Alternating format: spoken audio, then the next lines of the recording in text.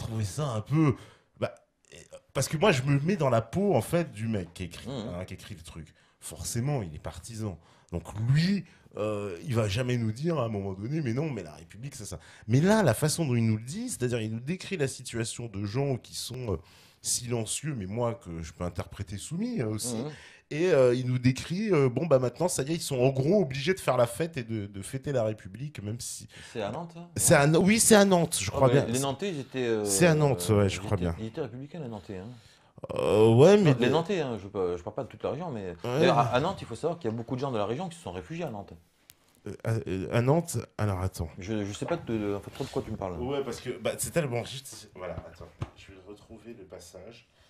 Ah oui, alors déjà, il y a aussi un truc, mais ça, je vais t'en parler après, sur les fêtes qui sont organisées. Voilà, il y a une fête, la fête de l'aide suprême. C'est c'est un peu bizarre. À Nantes? Ouais, à Nantes, ouais, qui est organisée à Nantes. Alors attends. Pardon? Oui, Guillemin, il en parle. La fête de l'être suprême à Nantes. Voilà. Ah, bah voilà. Alors, citoyens collègues, c'est aux représentants disséminés des départements et près des armées à vous instruire de la marche de l'esprit public parce qu'il est plus particulièrement chargé d'en suivre le progrès. La fête célébrée en l'honneur de l'être suprême dans toutes les parties de la République doit être un thermomètre sur l'opinion générale et sur les changements apportés dans nos relations politiques avec la société et dans celle de nos consciences avec le ciel. C'est à Nantes où nous avons été à portée de juger cette vérité.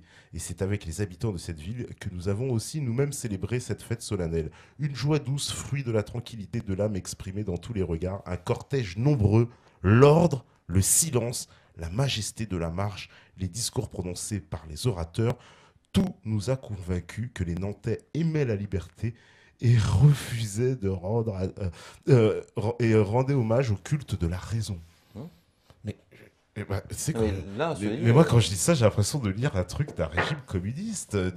On est. Alors, peut-être, tu vois, mais moi, non, moi, je lis, j'ai non, mais l'impression d'un régime mais autoritaire et qui est en train de s'imposer et qui non, mais dit déjà, ah bah attends. ça y est, ils ferment tous leur gueule, c'est très bien, regarde, ils Non, disent tous il vive faut la voir quand même République. que Nantes a été au cœur de la tourmente. Hein. Alors, oui, il y a une grosse une- bataille à Nantes. ah bah, Ouais, c'est pas, ouais, mais tout le temps, hein. ouais. C'est une ville qui est assiégée depuis longtemps. C'est une ville qui manque de subsistance, qui a 3 jours de manquer de subsistance régulièrement. Hein. Donc oui, c'est Carré. En plus, effectivement, on a eu Carrier qui est arrivé, qui a commis des. J'ai lu des choses, c'est moins clair que ça. En tout cas, il a laissé commettre des atrocités. Et là, bon, donc le comité l'a fait rappeler, a mis fin à ces histoires-là.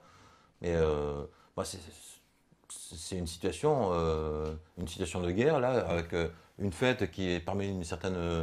Ouais, mais c'est le truc du l'ordre règne, etc. Enfin, tu vois, le discours qui est amené, bon, Bah, bah, il a rien à envier à on- Staline, à machin. Enfin, je veux dire. oui, mais là, encore une fois, on est dans un contexte de guerre. Tu veux qu'il parle comment Ouais, mais ce que c'est- je dis à travers. Alors, c'est vrai, on est dans un contexte de guerre. Mais justement, là, en plus, c'est le vainqueur, j'ai envie de dire, Oui, mais il je parle lis pas la d'une. plume du Oui, mais il vainqueur. parle pas d'une ville qui a été matée, qui a été prise. Non. Nantes Ouais. a toujours été du côté républicain. Alors, Nantes, C'est, ils sont battus. quand il parle du silence des Nantais, ça veut pas forcément dire ce que tu crois. En fait. Bah, il dit l'ordre, le silence, tout est revenu, l'ordre, etc. Ça fait un peu, bon. Je sais Mais pas. ceci étant, la fête de l'aide suprême a Alors, été. la fête de l'être suprême aussi, j'ai trouvé ça un peu, pardonne-moi, mais d'inspiration maçonnique un peu, non? Bah, est-ce que quand on croit en Dieu sans être forcément catholique, on est obligatoirement franc-maçon? Non, Bon. mais, Voilà. mais à l'époque, ce mais concept à d'être l'époque, suprême, il n'existait pas. Enfin, c'est il les n'existait francs-maçons. pas. Bah, c'est les francs-maçons qui ont ramené ça, non? Bah, il y a Bah, l'Église catholique qui est là présente, qui n'a pas D'accord, mais supporté d'autres non, des non, mais hérésies ou c'est ce que d'autres. mais c'est ce que je viens de te dire. Tout le monde n'est pas franc-maçon et tout le monde n'est pas catholique. Mhm. Et pourtant, les gens qui ne sont ni l'un ni l'autre peuvent aussi croire en Dieu. Ouais. C'est- Bah, il l'appelle Dieu. Pourquoi l'appeler l'être suprême? Parce que c'était un terme utilisé par l'Église catholique, etc., qui n'était pas. Voilà, c'est un rejet de l'Église catholique. Parce Mais que moi, quand je non. dis ça, j'ai l'impression, tu sais, à travers cet être suprême, et puis certaines de leurs motivations, tu sais, je vois un régime. En fait, j'ai le sentiment que cette guerre de Vendée, cette guerre de l'Ouest, elle a été le théâtre, on va dire, pour le moment, en fait, voilà, pour la République de s'imposer, en fait, et de dire, en fait, vous n'aurez pas le choix. C'est-à-dire que si c'est un peu Non. presque, c'est pas une espèce de menace sur toute la France qui pèse en disant, regardez, les Vendéens ou on va dire, allez, les régions de l'Ouest qui ont osé se soulever contre la République, et ben la vengeance, hein, c'est pour ça, bon, il parle de vengeance, Rénal Sécher, mais en tout cas, le coup près de la République sera terrible et va s'abattre sur vous, et c'est ce qui s'est passé. Ça s'est passé parce qu'il y a eu une insurrection armée. C'est tout. Hein. C'est pas parce qu'ils sont catholiques ou quoi que ce soit. Hein.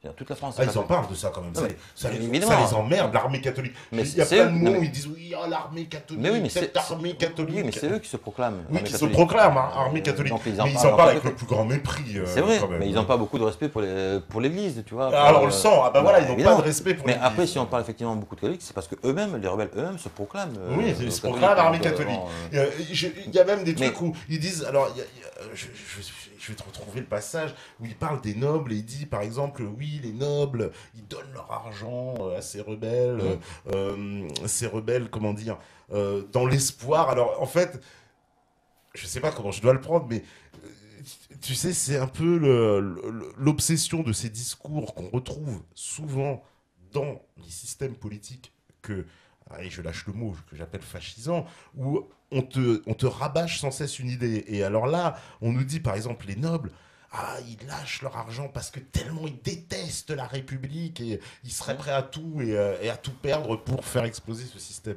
Mais en fait, aussi, on déteste les aristocrates côté républicain, on le vrai. dit très affiché Ça se clairement. dit, mais il n'y a jamais eu de proscription générale. Ils n'ont jamais été proscrits de manière générale. D'ailleurs, sur place, beaucoup de nobles sont restés. Dans les rangs républicains, il y a beaucoup de nobles. Ils n'ont jamais proscrit les nobles. Hein. Évidemment, quand on était noble, on était plus facilement suspect. Bon. Mais il n'y a jamais eu de proscription générale des nobles. Ça, c'est pas vrai, quoi. D'ailleurs, souvent, les hommes sont souvent partis, mais souvent, les femmes, qui étaient elles aussi nobles, sont restées pour garder les biens. Tu vois, elles n'ont pas forcément été arrêtées. Ouais, parce que là, ils ont des mots Alors, terribles. après, mais terribles, effectivement, oui, ils ont mais des mots il y a terribles, des hein. mots, mais après, il faut voir aussi la réalité des choses. Tu vois, Bah, moi, je me dis, les mots, en tout cas, ça transparaît quand même qu'il y avait une certaine forme, en tout cas, de pensée chez les révolutionnaires qui Non, mais disaient à mort les nobles, à mort les curés, quoi. Ça me paraît. Oui, mais pas chez tous après. Pas chez tous. D'ailleurs, Robespierre s'est souvent opposé à ça. Et Robespierre s'est toujours opposé à la proscription en masse des nobles et des prêtres. Hein. Surtout des prêtres d'ailleurs. Tu vois, et il y a de tout. C'est un bouillon, ce truc-là. La révolution, c'est un bouillon. Tu as toutes les tendances possibles. C'est pour ça que tu pourras trouver, effectivement, en lisant des documents, tu pourras trouver tout et son contraire. Oui, Mais il faut voir qui est au pouvoir et qui met sa marque, si tu veux. Pas forcément qui dirige, mais qui oriente les tendances. Et la tendance, il n'y a jamais eu de proscription générale, en fait. Effectivement, la révolution s'est faite pour renverser l'ordre ancien, mais il n'y a pas forcément eu une proscription générale des individus en eux-mêmes. Tu vois, Parce que là, oui, ça, on me dit, ah oui, à cette époque, si tu n'étais pas chrétien, on te coupait la tête. Non, c'est pas sûr. Ça, non, mais c'est Léonard là, qui dit ça. là, je sais pas ce que- J'ai peut-être envie de dire, c'est peut-être Je dis, l'inverse, je on dis s'entend. pas quand je dis qu'il n'y a pas eu de proscription en masse, je ne dis pas qu'il n'y a pas de nobles qui ont été proscrits. Ouais. Quand ils étaient considérés comme suspects ou traîtres, effectivement, oui. Oui. Mais pas en tant que tels, tu vois. Mais ils avaient déjà, on va dire, un a priori, hein, en tout cas, contre les nobles et contre évidemment, les... évidemment. Mais c'est pas parce qu'ils ont un a priori qu'ils ont forcément, qu'ils ont réellement exécuté, massacré tout le monde. Oui, C'est oui, pas le cas. c'est vrai, c'est pas. Mais ce qu'on lit, c'est quand même une espèce Ah bah, ils d'aversion. sont- Et puis, Ah bah oui, bien sûr. moi, ce que je veux dire, hein, c'est que j'ai senti tout au long du livre, si tu veux, la volonté de. J'ai senti un régime. Enfin, alors, je dis régime. On pourrait dire, effectivement, c'est le gouvernement qui est en charge. Mais je dirais régime parce que c'est un nouveau régime quand même quand il arrive. Et que j'ai senti justement cette volonté en lui de s'imposer, d'appuyer, de dire, bah, coûte que coûte, on va, tu vois, on va montrer que c'est nous qui dirigeons quoi maintenant. Quoi. Bah oui, et je sens avec une force que Et j'avais pas est-ce soupçonnée que en fait. Est-ce que tu crois qu'ils pouvaient gagner la guerre autrement? Alors, ils sont en guerre contre toute l'Europe.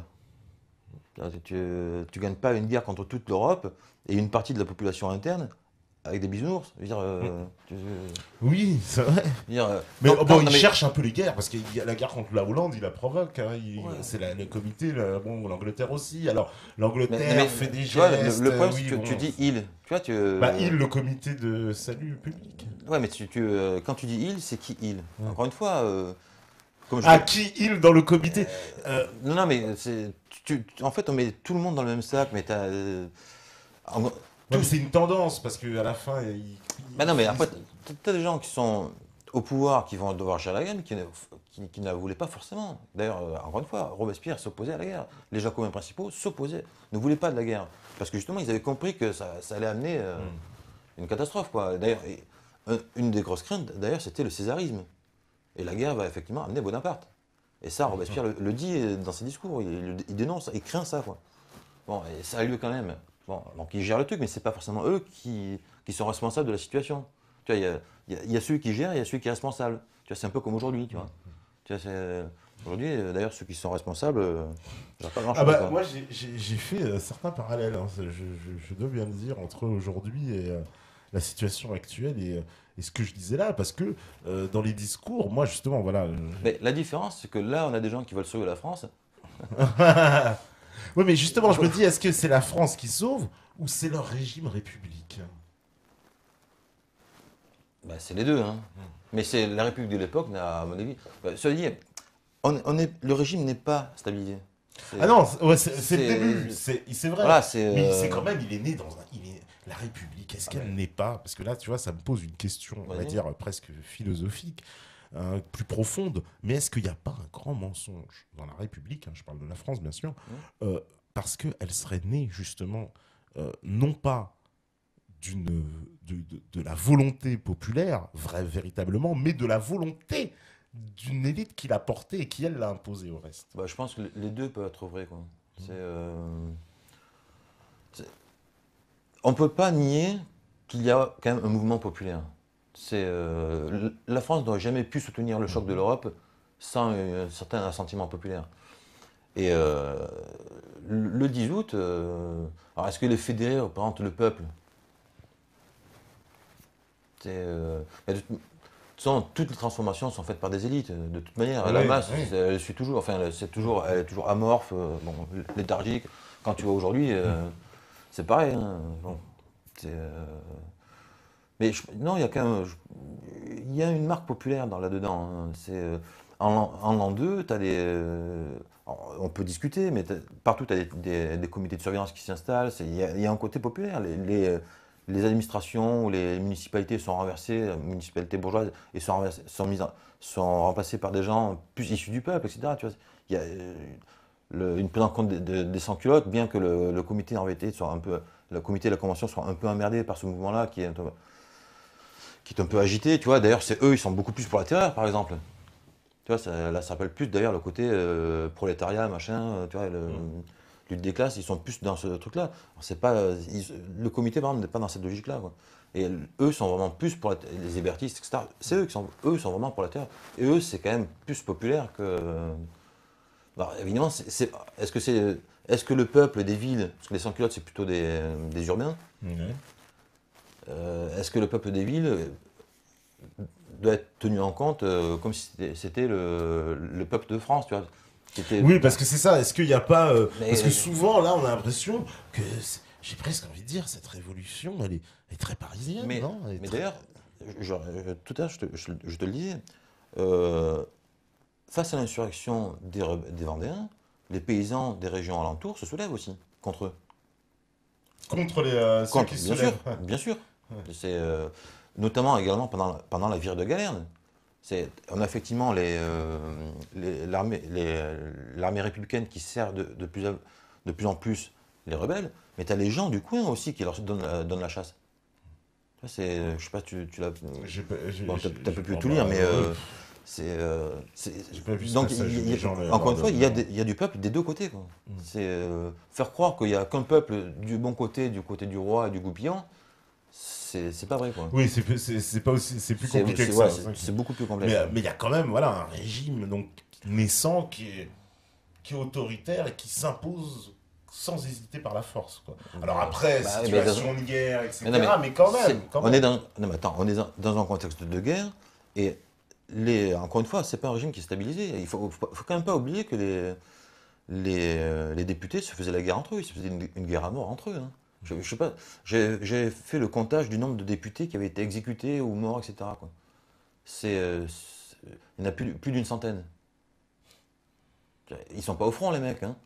Mais député, tu risquais ta peau, quoi, hein. Donc c'est une guerre à mort. Donc évidemment, ils sont un peu tendus, quoi, tu vois. À commencer par le comité. Bon, on sait que Danton était à la guillotine, Hébert était à la guillotine. Alors oui, donc Robespierre. on en parle souvent comme des Guillotine. agents britanniques. T'es d'accord aussi avec ça? Parce que Hébert, je l'entends tout le temps, Danton, je l'entends tout Eh ben, le écoute, temps. sur cette question-là, effectivement, je pense que Danton a un jeu assez trouble. Il y a une lettre de Mathiez. Enfin, Mathiez présente une lettre qui me paraît assez probante. Ouais. Ouais. Ouais, je ne sais plus qui l'écrit. Et dans cette lettre, donc la personne qui écrit dit à quelqu'un, à son correspondant, euh, on a un agent, où il paraît qu'on a un agent, Danton, et un ami à lui, Paré. Je ne sais pas si ces personnages-là existent. En fait, oui, ils existent bien, quoi. Tu vois. Et le fait que le gars se pose la question de savoir s'il existe, ça veut dire que lui-même ne les connaît pas. Et comme en plus, il donne des noms de gens qui réellement existent, qui en plus sont réellement amis. Paré était quand même ministre je crois, de l'Intérieur. Tu vois, agent anglais, ministre de l'Intérieur, tu vois. Non, mais c'est Ouais, pour mais- voir. C'est pas simple, quoi, cette situation-là. Il y a de la trahison à tout. Donc ça voudrait dire qu'il aurait pu avoir donc des grosses influences Bah, bien sûr, étrangères bien sûr. sur la Révolution. Bah, c'est une évidence. Des gens qui ont intérêt à ramener, on va dire, le sens du courant vers quelque part Bah, plutôt que autre part. Bien Alors, sûr, notamment, on sait très bien que sur ces questions-là, il faut lire Olivier Blanc, Les Hommes de Londres et La corruption sous la terreur. Et là, on voit il dénonce justement tous ces agents d'influence. Et souvent, leur but, c'est quoi? C'est de pousser à de pousser à l'excès. C'est- comme je vous disais tout à l'heure, Robespierre, c'est pas un fou furieux de la terreur, mais tu as des gens qui, justement, veulent noyer la révolution dans le sang. Tu sais, ils veulent qui veulent pousser voilà, pour qu'elle se tue d'elle-même finalement Voilà, à exactement. force d'avoir poussé Exactement. cette. D'accord, ouais. On trouve sans doute le même genre de choses en Vendée, tu vois. Alors, en- il faut bien voir une chose, c'est qu'à Paris, le pouvoir n'est pas, on sait pas, rien n'est stable, hein. On voit la vitesse à laquelle changent les choses. Les uns, un qui était au pouvoir un jour, le lendemain il est à la guillotine, etc. Ça change très vite. En fait, il n'y a pas beaucoup d'État en réalité. D'ailleurs, après, je parlerai d'un bouquin qui justement, c'est Jean-Clément Martin qui le dit. Le problème, c'est pas qu'il y a trop d'États, contrairement à ce que tu es en train de dire, c'est qu'il n'y a pas d'État. C'est des gens ils font presque des moulinets pour se donner l'impression qu'ils ont du pouvoir, quoi, mais en réalité, ils n'ont pas de pouvoir, quoi. Ils font décréter des choses, ça ne se répercute pas. Donc, à Paris, tu as des gens qui sont en lutte pour garder le pouvoir, parce que pour gérer la guerre, il faut quand même qu'à un moment donné, tu aies une stabilité au pouvoir. Tu peux pas. C'est pour ça que le comité se bat pour garder le pouvoir. Et la Convention le comprend, qu'il faut qu'à un moment donné, il y ait une certaine stabilité. Et pendant un an, quoique tous les mois, les membres du comité de salut public soient remis en cause, tous les mois, la Convention les confirme dans leur pouvoir. Elle les renouvelle. C'est pas qu'on ne demande pas à la Convention, c'est que la Convention a conscience, elle comprend Ouais, qu'il faut de la stabilité. qu'il faut de la stabilité. Parce que sinon, le système va jamais s'imposer. D'ailleurs, si c'est pas ça, ouais. à partir de quand est-ce qu'il n'y a plus de stabilité? À partir du moment où les armées de la France sont victorieuses. C'est à partir de là qu'il n'y a plus de stabilité. Mais jusqu'à ce que, tant qu'il y avait le péril, la Convention comprend. Ouais, tout le monde Donc, d'accord. donc, au niveau de Paris, le pouvoir est instable. Paris envoie des représentants en mission, mais qui sont eux aussi de tendances diverses. Ensuite, on a des généraux sur place qui sont issus de différents corps, donc ils ne sont pas forcément d'accord entre eux, qui ont des rivalités, ne serait-ce que déjà de corps, tu vois, et qui n'ont pas forcément les mêmes tactiques. En plus, on a ensuite la troupe qui est complètement divisée, qui n'obéit pas forcément. Quand Hoche, lui, aura le commandement en 95, il veut mettre en place une tactique plus douce, etc. Et il se rend compte que les mecs, ils continuent à piller, etc. Tu vois. Et en fait, c'est ça le problème. Il ne faut pas croire que Oui, qui a un commandement vraiment aussi. T'as un C'est commandement, un peu le bordel. on dit un truc, ouais. on dit un truc, Non, ça marche droit. ça- Ça marche pas comme ça du tout. Ouais, ça marche C'est- pas. C'est-à-dire, même si le comité, en fait, voudrait, quand bien même, avoir la bonne intention de dire on va mettre un peu d'ordre et tout là-dedans, remettre de l'ordre dans la réalité sur place pour que ça redescende, c'est beaucoup plus Ça marche compliqué pas comme que ça. Ça marche pas comme ça. Non, ça marche pas comme ça. D'ailleurs, on parle souvent du décret du 1er août. C'est le fameux décret où. Le décret du 1er août, c'est un arrêté du comité du 26 juillet, qui est transformé en décret, puisque c'est le rôle du comité de proposer des mesures. On parle souvent de ce décret, c'est le fameux décret Le où décret en cours. il est question de brûler les moulins, etc., les forêts, les moulins, les haies, etc., et d'évacuer les femmes, les enfants et les vieillards. Ce qui n'est pas nouveau, on trouve déjà cette disposition dans une circulaire du 7 mai. Texto, hein. Évacuer les femmes, les enfants et les vieillards. Ouais, mais ça, Donc, c'est une formule terrible quand même. Parce que tu sais que. mais si on ne veut pas les tuer, il faut. Oui, bien non, sûr. mais attends, Mais c'est pas le sujet, c'est ouais. pas le sujet. Non, mais parce qu'on m'en a parlé quand j'étais en vendée de ce décret. Et, Ouais, mais et qu'est-ce on qu'ils pourra- m'ont dit on va en reparler, on va Non, en mais reparler. c'est qu'ils m'ont en parlé de ça, de cette évacuation. Ils me disaient que les gens, on les jetait, puis on leur disait, bah, ça y est, vous êtes évacués, quoi. Mais on était en train de brûler leur maison, mais ils allaient où? Si tu brûles ma maison, Ah, mais d'accord. D'accord. Mais c'est ce que je te dis, c'est après, il y a une différence entre ce qu'on décide à Paris et ce qui se fait réellement sur le terrain. Mais c'est pas le sujet. Ce que je veux te dire, c'est qu'on parle souvent de ce décret-là, du 1er août, on ne parle jamais du décret du 27 juillet. Le décret du 27 juillet condamne à mort les pillards et les violeurs. Parce qu'il y avait conscience qu'il y avait ce genre de choses. Ben, il y a un décret qui condamne à mort les pillards et les violeurs. Et malgré tout, ça se fait quand même. Mais c'est pas. Il faut voir qu'il y a une différence entre l'intention des gens qui représentent la République et puis ce qui se passe réellement sur le terrain. Ce qui se passe, c'est pas forcément qu'ils l'ont voulu, qu'ils l'ont encouragé. C'est qu'ils n'ont pas pu l'empêcher. C'est pas la même chose. Ouais, je Là, comprends bien. Alors, on va faire la petite pause. Ah, encore? Ouais, c'est comme ça. Les deuxièmes pauses, la régie, elle est prête. Elle est prête, c'est magnifique. Et puis on revient après. Et puis, Alors, là, on va essayer de répondre aux on questions. va répondre, voilà. Ah. Posez vos questions, allez-y. On me dit oui, Poutine, le live marche. Eh ben oui, ça marche. Magnifique. Donc laissez vos questions et ensuite on répondra à la troisième partie. À vous, la régie. Voilà, de retour donc sur la libre antenne, toujours avec Philippe Londeux, toujours sur la guerre de l'Ouest. Et on était en train justement, tu es en train de rechercher la citation d'où est extraite ce commentaire là justement, c'est le doute m'habite. Bon, il est marrant un peu. Alors voilà, je cite donc la citation: il n'y a rien de bon dans la Vendée, la race est mauvaise, il faut y transporter une peuplade de républicains qui cultiveront ce pays le plus fertile de la République. Ces réfugiés ne valent rien, ce sont des lâches en général. Il n'y a de réfugiés dignes d'intérêt que ceux qui sont mis dans nos bataillons. Voilà. Alors, cette lettre, on la trouve dans mon bouquin. Ouais. Alors, je n'ai pas retrouvé la date, mais c'est une lettre des représentants en mission. Ça doit être Hens et Franck Castel, un truc comme ça, ouais. ou Hens Garot et Franck Castel. Effectivement, alors, ils ont des mots très durs, mais il faut quand même savoir que ce sont eux qui, dans la foulée, ordonnent l'évacuation de la Vendée. Donc, D'accord. Ouais. d'un côté, tu vois, c'est tout le paradoxe. Si tu prends un document, sans avoir l'ensemble des documents, c'est que tu lis ça, tu te dis, mais c'est des fous furieux. Or, c'est les mêmes qui arrêtent que les habitants doivent se retirer de la Vendée à 20 lieues, quelque chose comme ça, quoi. Donc, ça veut dire qu'ils n'ont pas l'intention de les massacrer, quoi. Tu vois, contrairement à ce qu'on a l'impression qu'on en retire de cette lettre. Alors, ouais, voilà, aussi, c'est pour reprendre un peu le discours de Robespierre, parce que Ouais. j'en ai pas fini, mais il y a encore des choses, moi, qui m'avaient choqué. Voilà, par exemple, il disait, toujours dans le même discours, j'ai demandé que le peuple fasse un effort pour exterminer les aristocrates qui existent partout. Entre parenthèses, applaudis. Aristocrate, ça ne veut pas dire noble, hein, à l'époque. Alors c'est quoi, un aristocrate à C'est l'époque? plutôt, effectivement, ce sont les tenants de l'ordre ancien, quoi. C'est le contre-révolutionnaire.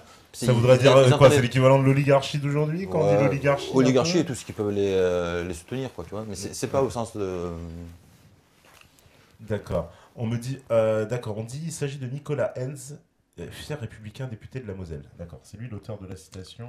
Oui, ça doit être un D'accord. truc comme ça. Ouais. Ensuite, on me dit, Monsieur Landeux, pourrait-il nous parler un peu du tannage des pots Hux du pont de C? Ouais. Alors, j'avoue que c'est c'est un sujet qui n'apparaît absolument pas dans les documents. Ouais. Mais ça, on en a alors, parlé en Vendée aussi. oui, oui, Oh là là, oh là oui, là. oui, d'accord. Ça les a choqués Oui. là-bas. Mais alors, c'est en fait un fait divers. Alors, justement, moi, comme ça n'apparaît pas dans tous les documents, hein, c'est un fait quelque chose qui a été très marginal.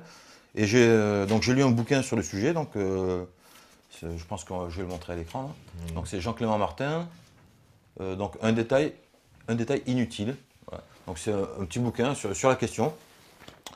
En fait, le seul cas qui serait avéré, ce serait dans la région d'Angers, à la fin de de l'épisode de la virée de Galerne. Ouais. Puisque, donc, comme j'ai dit, les rebelles redescendent vers Angers, là, ils se font massacrer. Et dans ce contexte-là, donc, un chirurgien-major du nom de Peckel aurait effectivement tanné quelques cadavres, enfin, récupéré de la peau sur quelques cadavres, une trentaine de cadavres. Quoi. Ouais, parce que là-bas, c'est Auschwitz. Mais Je te le dis, les vrais publics. Ouais, enfin bon. Non, parce qu'on me l'a dit, ça. Oui, Ouais. oui, oui. On me l'a dit, ouais, ils tannaient les poux, j'étais choqué. Non, Je dis, c'est pas possible. On dit, mais je t'assure. Non, c'est pas il. Bah, c'est... les républicains. Non, mais c'est pas il, les républicains, c'est un mec qui fait ça, quoi. Qui fait ça dans son. Enfin, il fait ça de sa propre initiative. Je n'avais jamais entendu parler. Apparemment, tu vois, ils n'avaient pas entendu parler non plus. Alors, par contre, après, on nous parle beaucoup de Meudon. Ouais. Là, par contre, je pense que c'est du pur fantasme. Il y a plusieurs trucs. Alors, il y a Meudon, et puis il y a un autre rapport, je vais en parler. Meudon, ça aurait été l'usine à la tannerie, tu vois. Mais, Auschwitz avant l'heure. sauf que, en fait, qu'est-ce que c'était Meudon? Meudon, c'était le centre secret d'études pour d'artillerie. Ouais. Centre d'essai d'études pour l'artillerie. Oui. Et également, le centre où a été mis au point l'aérostat, le ballon d'observation qui servira à Fleurus. Donc c'était un centre secret. Donc on comprend qu'effectivement, le fait que ce soit secret, ça ait pu générer des rumeurs, mais le coup de la tannerie à Meudon, ça n'a aucun sens. D'ailleurs, Meudon, c'est pour ainsi dire à Paris. Donc imagine qu'à 2 pas de Paris, il y a eu une usine de tannerie de peau humaine. Bon, c'était pour en faire quelque chose. Et soi-disant, donc les révolutionnaires auraient apprécié ce genre de choses. Les révolutionnaires en tête, donc je vais faire le lien après avec Saint-Just. Imagine que des gens comme Robespierre, Saint-Just, enfin tous les révolutionnaires aient eu ce genre je sais pas comment appeler ça, c'est tellement dégueulasse, des pantalons, enfin des culottes en peau humaine, on les aurait montrés. On a tellement tout fait pour les calomnier, pour les rendre terribles, monstrueux, que si on avait trouvé des trucs pareils chez eux, on l'aurait exhibé. Bah, il n'y a rien. Hein. C'est du verbal, il n'y a rien, il n'y a pas de... Là, il y a une tannerie, il y a quand même quelque chose de matériel qui en sort. Bah, elles sont où ces peaux? Il n'y a pas de... Bon. Donc là, donc l'histoire de Peckel, apparemment, c'est avéré, donc il le dit. Mais le coup de Meudon, c'est bidon. Après, il y a également, soi-disant, un fameux rapport que Saint-Just aurait signé. Le problème, c'est que de ce rapport, on nous dit, ah, il y a un rapport, hein, mais à part le fait de nous dire il y a un rapport, avec trois phrases répétées en boucle. Donc, et là c'est signé, donc c'est pour ça que je parlais de Saint-Just, c'est un rapport qui serait soi-disant approuvé par Saint-Just. Donc Saint-Just aurait sûrement adoré les culottes en peau humaine. Bon, mais c'est pas compliqué, il a été exécuté, Saint-Just, hein, donc on a ses papiers. Bon, je pense que si on a ses papiers, on a sa culotte. Hein. Bon, mais apparemment, parmi ses effets, il n'y a pas de culotte en peau humaine. Hein. Donc, enfin, tu vois, donc ça, c'est plus de la légende. Voilà, enfin, ça a été le fait d'une personne, visiblement, mais ça n'a pas été généralisé, quoi. Ah oui, mais c'est... Voilà, c'est... Loin de là. Alors, ce qui est intéressant dans le bouquin, c'est que... Ils étaient quand même horribles, quand même. Mais pourquoi tu dis il? C'est un mec, c'est pourquoi... Bah, il représente, après... non, mais il représente que lui. Il représente qui? Bah, il était mandaté par les Républicains. Non, il a fait ça de sa propre initiative, le mec, quoi. Dans ce contexte-là, où il n'y a pas d'autorité, où les mecs font n'importe quoi sur le terrain, ben, le mec, il a fait ça. C'est un chirurgien-major, c'est un médecin, c'est pas n'importe qui, déjà, tu vois. Ce que je veux dire par là, c'est pas à la portée du premier venu de faire ça, quoi. Tu vois, bon, c'est arrivé. Mais il faut aussi que dans le contexte de l'époque, on n'a pas forcément non plus le même rapport au corps, etc. Tu vois, c'est ce qu'elle explique. D'ailleurs, à l'époque, il y a beaucoup de séances où les gens viennent assister pas une autopsie, genre une autopsie, tu vois, on Ouais. vient découper les mecs, tu vois, ils assistent à ça, quoi, tu vois. Aujourd'hui, c'est pareil. Bon, donc, tu vois, vrai. il faut remettre les choses dans le contexte. Et encore une fois, c'est pas quelque chose qui a été ordonné. Mais ça n'apparaît même pas. Ils sont même pas au courant de ce truc-là. Quoi, Ouais. tu vois, et je pense pas qu'ils auraient. On me dit la guerre a-t-elle un rapport avec la franc-maçonnerie? Alors parce qu'on n'arrête pas de me demander aussi, alors je n'évince pas la question, est-ce que Robespierre était-il membre de la loge Saint-Maurice? Voilà, ça on n'arrête pas de me le dire depuis tout à l'heure. À ma Il était connaissance, orateur voilà, auprès de la loge Saint-Maurice. moi, à ma connaissance, il était pas franc-maçon du tout. Hein. D'accord. Euh, Là, c'est effectivement, tu as entendu dire ça, mais. Bah, D'ailleurs, c'est ce en qu'ils plus, je disent, vois hein. pas. Donc, moi, Franchement, j'arrive pas à savoir. En fait, je pose la question à tous les spécialistes de Robespierre. Tantôt, on me dit qu'il était franc-maçon, tantôt, on me dit qu'il ne l'était pas. Voilà. Toi, tu me dis qu'il n'était pas. Il y en a d'autres qui m'ont dit qu'il n'était pas. Il y a Thierry Messon aussi, qui connaît bien. Il m'a dit non, il n'était pas franc-maçon. Non, Et mais- puis, il y a, je sais non, plus mais il qui était nous pas avait dit qu'il franc-maçon. était franc-maçon. Donc, on ne sait Ouais. plus. Je vois pas quand est-ce qu'il aurait eu le temps de l'être. Hein, entre nous. Alors, on sait qu'il a appartenu à un cercle qui s'appelait les Rosati. Ouais, d'accord. Alors, les ouais. Rosati, ça fait. Ça fait un peu Rose-Croix. Mais c'était un truc ludique. C'était pas. C'est un mélange Illuminati, Non, Rose-Croix, non, quoi, non, tu vois, non, c'est c'est- Rosati. Ça n'a rien de maçonnique en fait. D'accord. Ce cercle-là, c'est un cercle de notables du coin. Je crois même qu'il y a des femmes en plus dedans. C'est un truc ludique. Mais à l'époque. À l'époque, il faut il y a se pas rendre de compte télé, qu'il y a hein. beaucoup de salons, beaucoup de clubs, beaucoup Voilà. de. Voilà, c'est Voilà. la grande mode au XVIIIe siècle, il y a de ça partout. Il n'y a pas de télé à l'époque. Hein, Il y a pas de télé, non, ouais. voilà, donc ils font partie du club. D'ailleurs, il était également membre de l'Académie des lettres d'Arras. Ouais. Voilà, les cercles, en fait, c'est ces cercles, quoi.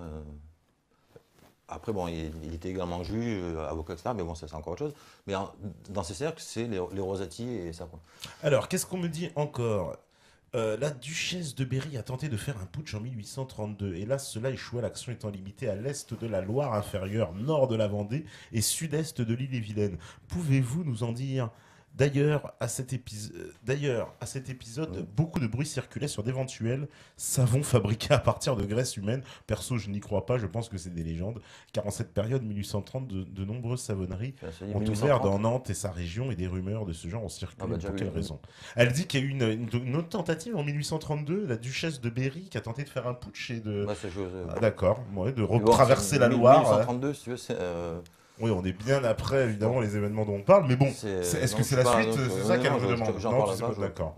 Est-il vrai qu'après l'anéantissement de l'armée catholique et royale lors de la virée de Galerne, le général Turreau met au point un plan visant à quadriller la Vendée militaire par 12 colonnes incendiaires avec pour ordre d'exterminer tous les brigands ayant participé à la révolte, femmes et enfants inclus, Oui. de faire évacuer les populations neutres ou patriotes, de saisir les récoltes et les bestiaux et d'incendier les villages et forêts afin de faire de la Vendée un cimetière national avant de la faire repeupler par un peuple de réfugiés républicains. Oui, Ça, mais je n'ai pas le Alors, c'est un peu voilà, ça. et ça aussi, c'est quelque chose Oui, oui. que, alors, parce que tu sais, comme je te Oui, disais, mais- en Vendée, on me l'a souvent sorti, on m'a dit, il y a eu ici, non seulement, effectivement, un génocide, mais on m'a dit, et c'est exactement ce que m'ont dit là-bas les gens, ils m'ont dit, mais ils ont fait venir ensuite des réfugiés pour repeupler la Vendée. C'est vrai, ça? Oui, oui, oui. Parce que La Roche-sur-Yon, semble-t-il, qui est la préfecture actuelle du département, depuis Napoléon, parce que on avait détruit l'ancienne préfecture. Qui était quoi, Fontenay? Fontenay, voilà, Ouais. qui a été complètement détruite. Ah ouais, Enfin, mais ça, je sais C'est ce qu'on m'a Est-ce que ça a été à expliqué. l'époque de Turreau? Je ne sais pas. Ah, d'accord, c'est ce qu'on m'a Mais, expliqué là-bas, non, en mais tout cas, cela moi, dit, dans l'histoire. ce que dit cette personne-là est tout à fait exact. hein. Tout à fait exact, d'accord. Oui, mais c'est Ouais, ouais, c'est ouais. effectivement le plan de Turreau. ouais. Alors, parmi les réfugiés, d'ailleurs, il n'y a pas que des gens qu'on a importés de l'extérieur, il y a aussi des gens, des gens qui avaient fui. Il y a beaucoup de gens qui, au début de la révolte, de l'insurrection, ont fui. Le problème, c'est qu'ils n'arrivent pas forcément à revenir. Mais, il y a eu une guerre civile, les mecs se sont étripés entre eux, tu vois, donc le mec qui revient. Tu vois, sans l'armée pour les protéger, ils risquaient leur peau, les mecs, quand ils revenaient. Donc ils ne sont pas tous revenus, quoi, tu vois. C'est un peu, ouais, d'accord. Oui, c'est un c'est- peu piégé quand même. Ah, mais non, mais cette affaire, c'est une chose complètement c'est piégée. hein. dramatique, hein, c'est dramatique, parce C'est- qu'effectivement, oui, ceux qui sont partis. Même vont si tu veux faire les revenir, choses bien, tu ne peux pas. Tu vois, t'as des vengeances qui courent. Voilà, c'est. Et Turreau, lui, il a été à quelle période le grand commandant là, dans cette affaire Il est commandant à partir au début 94 jusqu'au du début, là, Ouais, jusqu'au 13 mai. jusqu'au 13 mai. Après, il est envoyé à Belle-Île. D'accord. Belle-Île en mer, d'ailleurs, pour diriger la garnison, par peur toujours d'un débarquement. D'un débarquement britannique, oui. Ça, alors là, on en parle tout le temps de ce débarquement britannique. Ça fait vraiment très peur. Voilà. Donc, qu'est-ce qu'il y a encore comme question, hein? Allez-y. Hein. Oui, on parle de 6 ateliers de tannage humain de Nantes au Mans, de fours en terre, de massacres de femmes et enfants qui tête à la baïonnette dans certains ouvrages. Il y a toujours une peau tannée dans un musée de Nantes. Oui, alors, Que... alors justement, là, il en parle. C'est pas, je ne suis pas un spécialiste du sujet, mais encore une fois, Jean-Clément Martin en parle dans son bouquin. La fameuse peau tannée de Nantes, apparemment, serait une peau d'un républicain qui a demandé lui-même qu'on lui tanne la peau. Quoi. Sérieux donc, non, mais alors, c'est compliqué là. Voilà. Un républicain qui a demandé qu'on lui tanne la peau. Je ne sais plus pour quel motif, mais enfin pour qu'il soit toujours là, quoi, grosso modo. Quoi, tu vois. D'accord. Alors, on me dit. Comment dire voilà. Ok, oui, que pensez-vous que faire des discours de Monsieur Mélenec, docteur en histoire et spécialiste breton? Oui, c'est vrai qu'on m'a posé la question. Tu connais pas? D'accord. On m'a posé aussi qui parle de quoi? Qui parle de ces épisodes-là, quoi, certainement, du tannage des peaux bretons. Mais je te dis, moi, dans tous les documents que j'ai vus, c'est une histoire qui n'apparaît pas. Donc, moi, la seule chose que je sais, c'est ce que j'ai lu dans ce bouquin. Quoi. Alors, qu'est-ce qu'on me dit? Oh là là, il y a des scotch, il y a le doute m'habite, il me dit le rapport dont vous parlez est, je pense, celui de l'officier de police Canet. Et on peut le trouver facilement. Voici un extrait. Hamé fait allumer les fours et lorsqu'ils sont bien chauffés, il y jette les femmes et les enfants. Nous lui avons fait des représentations. Il nous a répondu. Ça, c'est autre chose. Ça, tu connais ça? C'est le rapport Canet. Hamé, c'était un général. Ouais. Non, il y a des gens qui ont effectivement commis des atrocités sans nom. Quoi. On se demande ce qu'il aurait passé par la tête. Hein. Et ce n'est pas des choses qui ont été cautionnées par la Convention. Hein. Elle ne le savait pas, et quand elle l'a su... D'ailleurs, on est toujours que c'est Robespierre qui a cautionné tout ça. Ouais. Sauf que... alors effectivement, les généraux ont été arrêtés, notamment... Alors, les principaux généraux, c'est Turreau, Grignon et Huchet, qui ont été arrêtés le 29 septembre 1994. Ils ont été amnistiés. Alors qu'eux, ils sont vraiment responsables d'atrocités, quoi. Atrocités, viols, incendies, enfin la totale, quoi.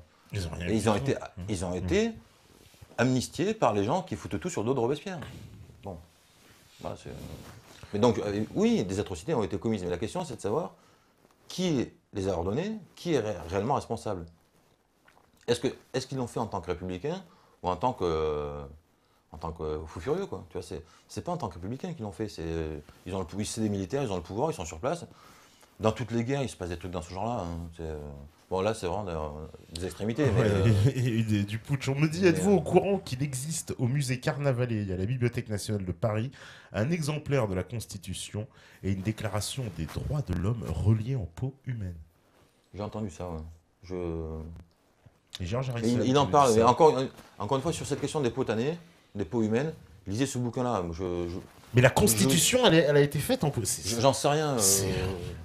C'est glauque, hein. Franchement, on va se renseigner sur cette affaire, mais c'est glauque. Hein. Ils ont fait une constitution. Mais encore une fois, à la limite, c'est pas mon sujet, mais on est dans un contexte qui n'est pas celui d'aujourd'hui. Il n'y a pas forcément le même rapport, etc. Enfin, c'était pas nouveau, ce genre de truc de peau, machin. Mais voilà, je vous dis, lisez ce bouquin-là, moi, c'est pas mon sujet, donc ne me posez pas forcément ce genre de questions. Quoi. De nos jours, comment est perçu Robespierre à l'école par les professeurs d'histoire, notamment au lycée? Robespierre.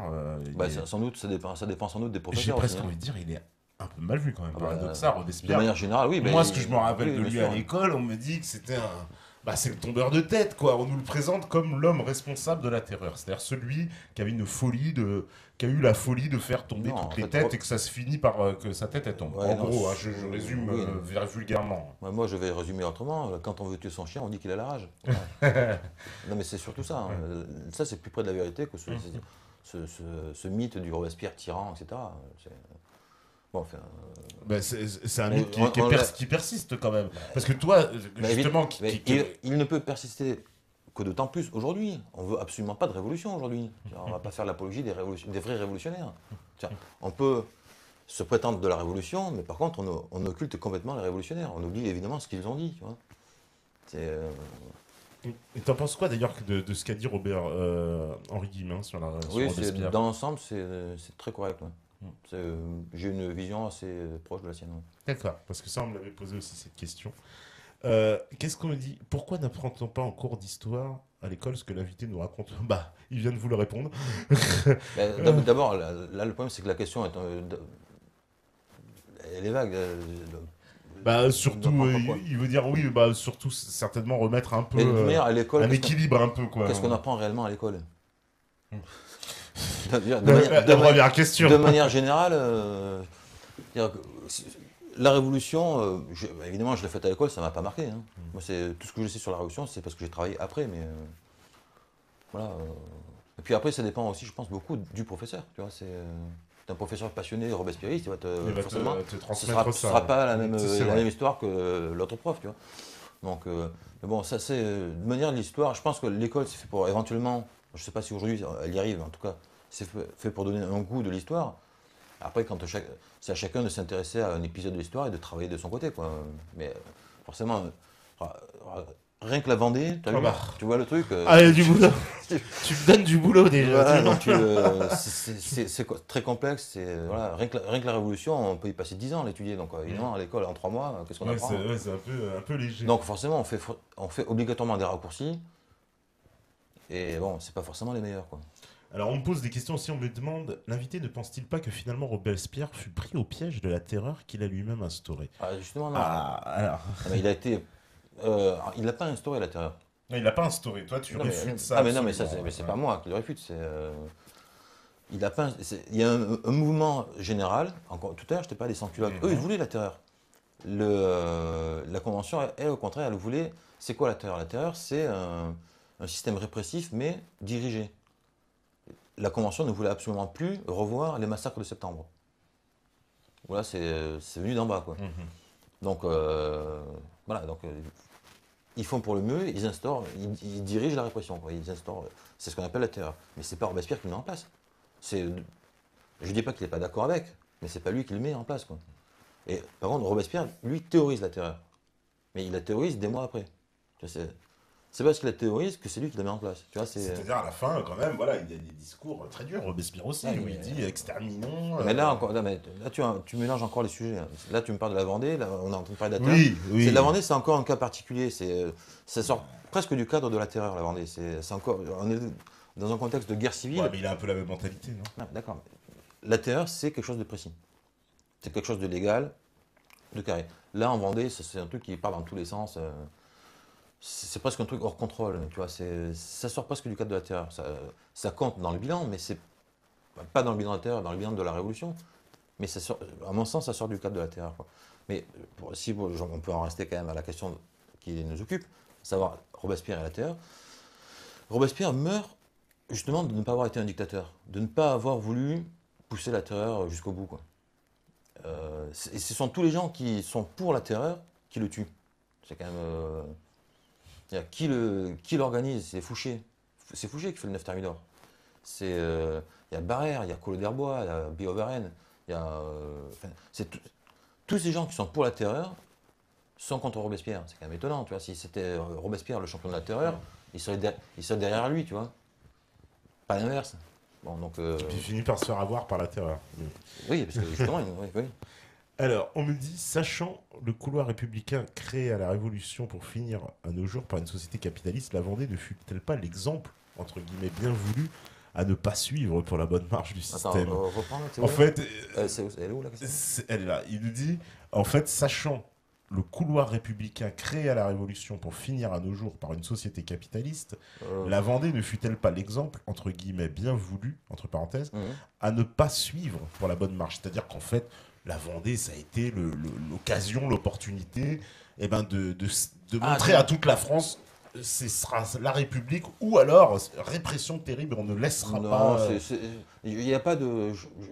C'est une démarche pragmatique. Ils sont pas dans la répression normandie, c'est pas idéologique au départ. C'est pas un truc. C'est du pragmatisme. Il y a une insurrection, on l'écrase. Au départ, Mais attends, après... sachant le couloir républicain créé à la Révolution pour finir à nos jours. Déjà, ce qui amène à nos jours, ce n'est pas la Révolution elle-même. Enfin, le problème, c'est que par exemple, j'écoutais il y a 2 jours là, une émission d'apostrophe avec François Furet. Et lui, Pour lui, la révolution, ça peut finir à 1830, 1870, ça peut même venir jusqu'à nos jours. Bon. Avec une définition aussi large de la révolution, ça ne veut plus rien dire, quoi. Ouais. Pour moi, la révolution s'arrête à Robespierre. Avec Robespierre, Elle est très courte, donc, chez toi, la ben, révolution. t'as un mouvement ascendant, et puis une fois que lui il est mort, eh ben, on revient à l'ordre bourgeois. Et là, par contre, ce que la personne dit est vrai. C'est-à-dire qu'après Robespierre, oui, l'ordre bourgeois se met en place jusqu'à nos jours.